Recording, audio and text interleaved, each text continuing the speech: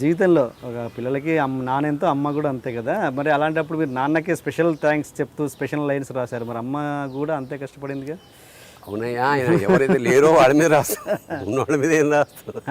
అంతే కదా. ఉన్నప్పుడు గుర్తిస్తే వాళ్ళ ఇది ఉన్నప్పుడు ఫిజికల్గా గుర్తించాలి. మా అమ్మ అంటే ఒకటే లెక్క.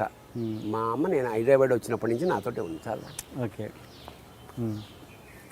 ఎవ్రీడే మా అమ్మకి చెప్పండి నేను బయట రాను. ఓకే. అండ్ మీకు మీరు చిన్నప్పుడు స్పెషల్ ఫ్రెండ్, బెస్ట్ ఫ్రెండ్ మీకు మీ బామ్మని అంటగా అంటే బామ్మ మీద పొయిటరీ కూడా రాశా. పరికిణిలో పొయిటరీ ఉంది. అంటే చాలా ఆచారమైన కుటుంబం అది, మడి ఆచారం అది. అయితే ఏజ్ వచ్చిన తర్వాత జనరల్గా ఏంటంటే widows, she is a widow. Age వచ్చిన తర్వాత బయట నుంచి ఏం తినరు వాళ్ళే వండుకోవాలి. అసలు ఇంకోళ్ళు అంటే కోడలు వండింది కొడుకు వండింది కూడా తినరు కొన్నాళ్ళు. ఇక తప్పని పరిస్థితులు, ఇక 90 years అనుకో వాళ్ళు పెట్టింది తింటారు. బట్ అక్కడి నుంచి బాల్యం ప్రారంభమవుతుంది అందరికీ. ఇట్లా చాపల్యం ఏదో తినాలి, పకోడీలు తినాలి. పకోడీలు ఎట్లా తింటాం, అందుకు నడిచి బయట నుంచి పకోడీలు తింటాం. నేను పావలా ఇస్తే మరి మనకి హ్యాపీ కదా, ఇన్ని పకోడీలు వచ్చేవి. ఆవిడ నేను ఇట్లా పెట్టుకుని ఆవిడ ఇస్తే కొంగులో పెట్టేసుకున్నాం. అది ఎవరైనా దొరికితే చాలా అవమానం ఇంట్లో ఆవిడకి. ఆవిడ ఎప్పుడైనా ఈ పకోడీలు లేకపోతే వెళ్ళి ఆవకాయ తీసి ముక్కదిగా వెనక్కి పెట్టుకొచ్చేది. ఆయిల్ అంతా కారిపోయేది.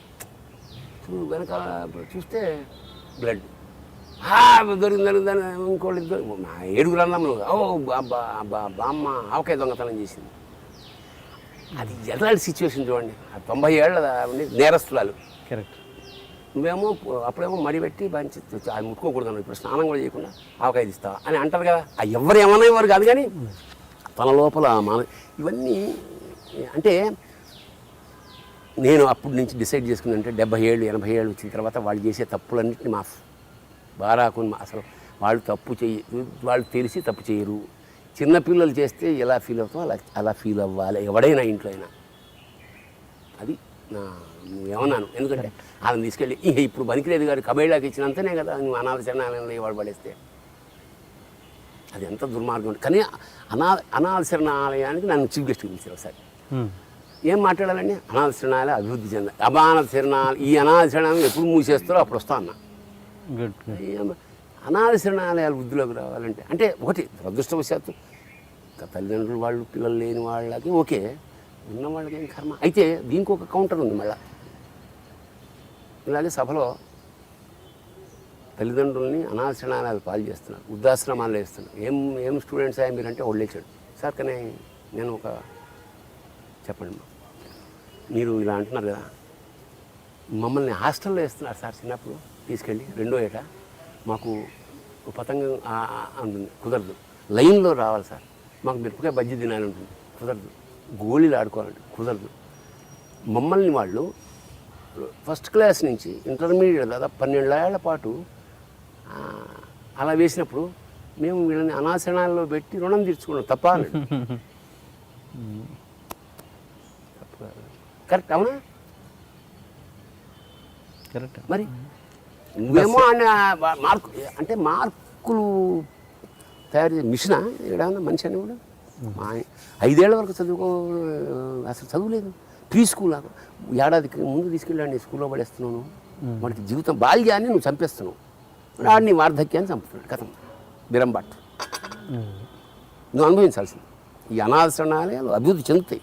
ఎందుకంటే నువ్వు కొడుకుల్ని కూతుళ్ళని పెట్టిన మార్కుల కోసం నువ్వు పెడుతున్న క్షోభ నువ్వు అనుభవించాల్సిందే. There is no other alternative. హర్ష్గా ఉన్న సత్యం. ఓకే. అంటే ఇప్పుడు మరి ఈ హాస్టల్ పద్ధతిని ఇప్పుడు ఆ సిస్టమ్ తప్పంటారా? ఎట్లా అంటే ఇప్పుడు చెడిపోయే వాళ్ళను హాస్టల్లోనే కదా దారికి తీసుకొచ్చి సపోజ్ ఇంటర్నెట్ అవన్నీ ఇప్పుడున్న జనరేషన్ పరిస్థితి వేరు. చెడిపోయేవాడు హాస్టల్లో చాలా ఉత్తములు ఉన్నారా? ఇంటర్నెట్ ఇలాంటివన్నీ ఇంకా హ్యాపీగా హాస్టల్లో ఇంకా హ్యాపీ కదా తెలుసా? ఇంటర్నెట్లో చెడిపోయేవాడికి స్పేస్ కావాలా? ఎక్కడైనా ఇంకా హ్యాపీ అక్కడ బయట. 2 ఏళ్ళకి వస్తాడు.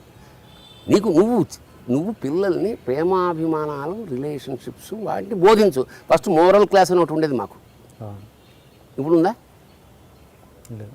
ఎక్స్ట్రా క్లాసెస్, బాగా చదివి వీడు ఎక్కడ అంతా చదివి అద్భుతమైన మేధావి అమెరికాకి వెళ్తాడు, పిల్లని చేసుకుంటాడు, డాలర్లు పంపిస్తాడు. అది నీ భవిష్యత్తు కథం. అన్యాయం చిన్నపిల్లల్ని బాల్యం లేకుండా చేస్తారు.